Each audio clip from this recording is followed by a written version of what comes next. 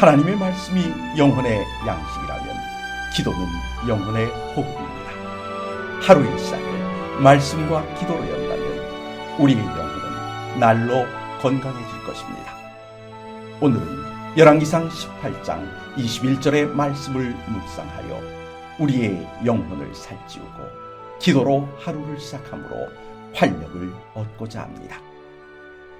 엘리야가 모든 백성에게 가까이 나아가 이르되 너희가 어느 때까지 둘 사이에서 머뭇머뭇하려느냐. 여호와가 만일 하나님이면 그를 따르고 바알이 만일 하나님이면 그를 따를지니라 하니 백성이 말 한마디도 대답하지 아니하는지라. 부모에게 혼이 나고 집을 뛰쳐나간 자녀가 밤은 깊고 배는 고프지만 갈 곳이 없으면 집 밖에서 서성입니다. 이때 부모는 조금만 더 기다리면 자녀가 들어올 것 같을지라도 나가서 찾는 신용을 해줍니다. 왠 줄 아십니까? 부모 앞에서 큰 소리치고 나간 자녀에게 집에 들어올 수 있는 명분을 주기 위해서입니다. 성경을 읽다 보면 종종 등 떠미는 하나님, 찾으시고 불러주시는 하나님을 만나게 됩니다.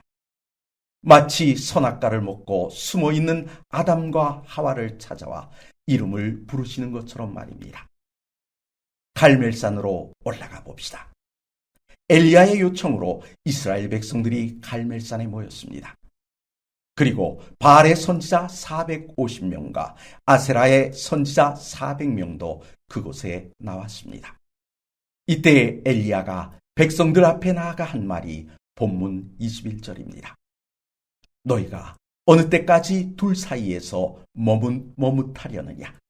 여호와가 만일 하나님이면 그를 따르고 바알이 만일 하나님이면 그를 따를지니라 라고 말입니다. 3년간의 기근으로 더 이상 버티기 어려워진 이스라엘이 이러지도 저러지도 못하고 있었던 모양입니다. 조상들로부터 하나님이 어떤 분이신지, 그들이 하나님과 어떤 관계인지, 그 하나님께서 어떻게 인도하셨는지 들어 알고 있었습니다. 그래서 그들은 자신이 여호와의 백성이라 호언했습니다. 하지만 그들은 하나님을 섬기는 것보다 우상 숭배를 더 좋아했고 3년간의 기근 중에도 바알과 아세라에게 빌었습니다. 그러니 이제 와서 하나님께 돌아오기도 서먹서먹하고 지난 3년간 비를 오게 해달라고 공을 들였어도 아무런 해결을 주지 못한 바알과 아세라에게 계속 간구하는 일도 지쳐 더 이상 할 수 없었던 것입니다. 이때 하나님께서 엘리야를 통해 백성들이 자신들의 모습을 돌아볼 수 있게 해 주셨습니다. 여호와께서는 엘리야를 통해 말씀하셨습니다. 너희가 어느 때까지 둘 사이에서 머뭇머뭇하려느냐. 이젠 그만 돌아오라는 것입니다. 혹시 오늘 우리의 귓가에도 필요한 음성이 아닙니까?